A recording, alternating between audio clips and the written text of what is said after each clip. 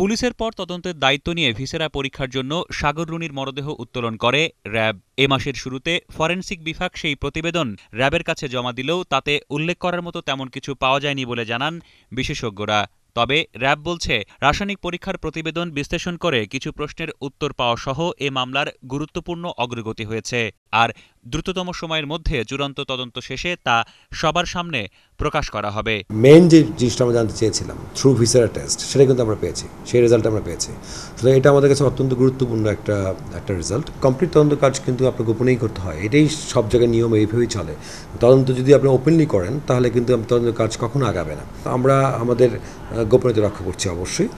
আমরা এটুকু শুধু বলতে চাই যে আমাদের উপর আস্থা রাখুন, আমরা সর্বোচ্চ চেষ্টা করছি। এ অবস্থায় এ হত্যাকাণ্ডের ৪ মাস পার হওয়ায় মাছরাঙা টেলিভিশনের সামনে মানববন্ধন কর্মসূচি পালন করেছে রুনি সাগরের সহকর্মীরা।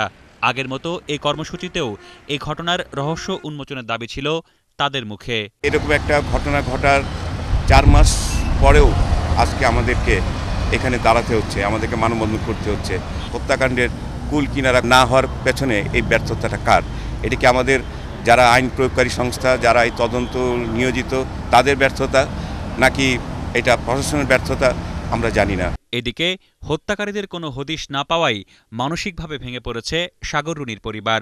এখন পরিবারের অন্য সদস্যদের নিরাপত্তা নিয়েও শঙ্কিত তারা। খুবই হতাশা কাজ করে এবং একটা আসলে শঙ্কা, ভয়ও কাজ করে যে এতদিনও কিছু হচ্ছে না, কি কারণে হয়েছে এটা।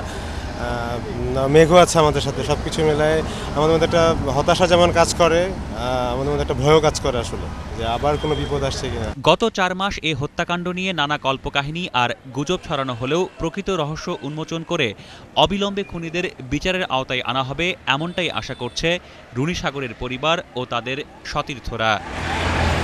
রাহাত মিনহাজ, এটিএন বাংলা, ঢাকা।